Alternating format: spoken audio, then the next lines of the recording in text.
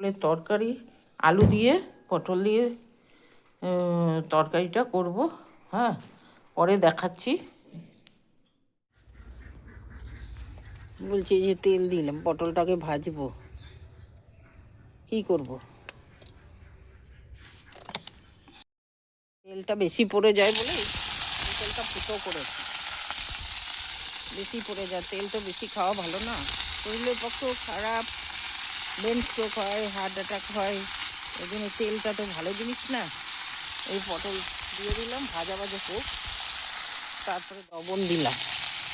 পটলটা একটু মজুক, এবার হলুদ, এই হলুদ দিলাম, একটু হোক। ওই যে পটল ভাজলাম, আবার তেল দিচ্ছি।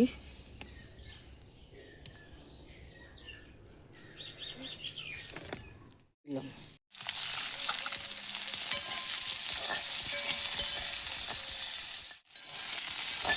তেজপাতা দিলাম, পেঁয়াজটা ভাজা ভাজা করে দিলাম।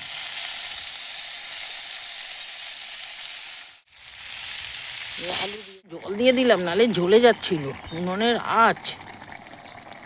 ঠিক আছে, এবার মধ্যে জিরে, ধনে, আদা, রসুন দিইনি, আদা, এগুলো দিয়ে শিলনোড়ায় বেটে মশলা দিয়ে দিলাম, তাই কত তেল হয়ে গেছে পটল ভাজতে গিয়ে।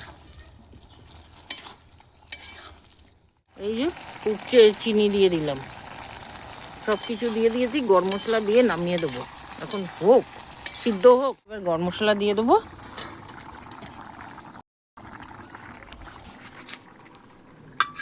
এই যে গরম মশলা দিয়ে দিলাম পটলের তরকারিতে। ঠিক আছে, এবার নামিয়ে দেবো। লাইক শেয়ার করবেন, একটু ফুটুক, জলটা শুকাক, তারপরে লাইক শেয়ার করবেন। তরকারিতে লাইক শেয়ার করবেন। ঠিক আছে।